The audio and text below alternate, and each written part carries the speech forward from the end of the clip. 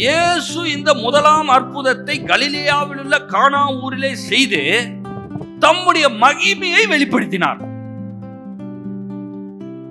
என்ன வெளிப்படுத்தினாராமா?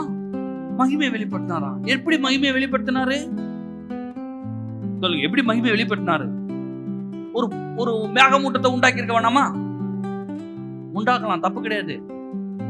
இயேசு நடந்து வரும்போது அப்படியே சுத்தி மேகம், அப்படியே இடிலாம் வருது. எஃபெக்ட்ஸ் பார்த்திருக்கீங்களா? படத்துல எல்லாம் எஃபெக்ட்ஸ் காட்டுவாங்க பாத்தீங்களா? அப்படியே நடந்து வரும்போது அப்படியே போகும்.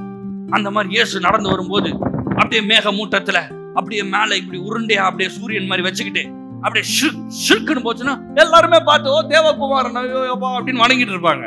இயேசு அந்த மாதிரிலாம் பண்ணல. இயேசு என்ன பண்றாரு தெரியுமா? கையிலண்டா போயிட்டு ஒரு குடும்பம், அந்த குடும்பம் வந்து ஆல்மோஸ்ட் வெக்கப்பட்டு கேவலப்படுற ஒரு சூழ்நிலை. என்னன்னா, கல்யாணத்துல திராட்சை ரசம். நம்ம ஊர்ல பிரியாணி கல்யாணம் என்ன ஆகும் தெரியுமா? நம்ம ஊர்ல கல்யாணத்துல பிரியாணி எல்லாம் என்ன ஆகும்? பிரியாணி விடுங்க, பீஸ் இல்லைன்னா என்ன ஆகும்? நீ என்ன வேணா பண்ணு, பிரியாணில பீஸ் இல்லையா? எப்ப பண்ணாலும் சொல்லுவாங்க, என்னங்க கல்யாணம்லாம் நல்லா தான் பண்ணீங்க, எனக்கு பீஸ் கிடைக்கலன்னு 10-20 வருஷம் கழிச்சு. அந்த மாதிரி இதை விட பயங்கரமான கலாச்சாரம் யூத கலாச்சாரம். திராட்சை ரசம் இல்லைன்னா அவ்வளவுதான், டென்ஷன் ஆயிடுவாங்க. இது முதல் நாள் இல்லைங்க, இவன் பல நாள் குடிச்சிட்டு இருக்கிறானுங்க. கல்யாணம் முடிய போது, ஆனா காலி ஆயிடுச்சு. இயேசு அந்த இடத்துல வராரு. வெக்கப்பட்டு போயிடக்கூடாதுன்றதுக்காக அந்த இல்லாமையை, அந்த வெறுமையை ஒரு தண்ணிய வச்சு திராட்சை ரசத்தை மாத்த.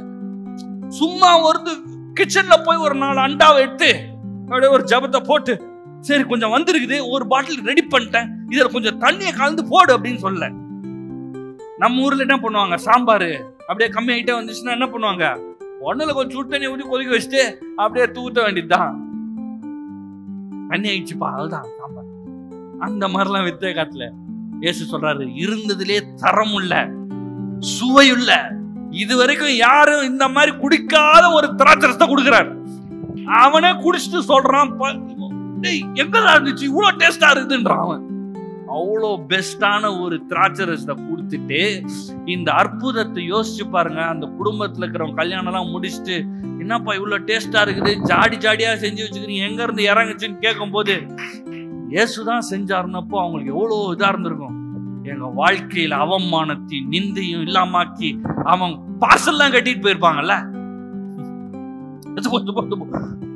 ஆறு கச்சாடி ஏதாவது எடுத்துட்டு போ, குடி குழி என்னமோ பண்ணு, எல்லாம் அவங்க எல்லாம் ஆச்சரியப்பட்டு இருப்பாங்க. திராட்சை ரசம் வந்து லக்ஸுரி, திராட்சை ரசம் வந்து ஆடம்பரத்தை குறிக்குது, இவ்வளவு டூ மச் ஆச்சுன்னா ரொம்ப பெரிய ஆள்பா அப்படின்னு நினைச்சிருப்பாங்க.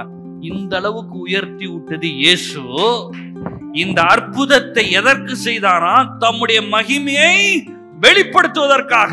உங்கள் வாழ்க்கையில் தேவன் அற்புதத்தை செய்வார். தண்ணி திராட்சை ரசம் மாறின மாதிரி உங்க வாழ்க்கையில சாதாரணமா இருக்கிறது பிரம்மாண்டமாய் மாறும். எதற்கு? தேவன் மகிமைப்படுவதற்கு. எல்லாம் சொல்லுங்க, ஆண்டவரே இதை நான் விசுவாசிக்கிறேன்.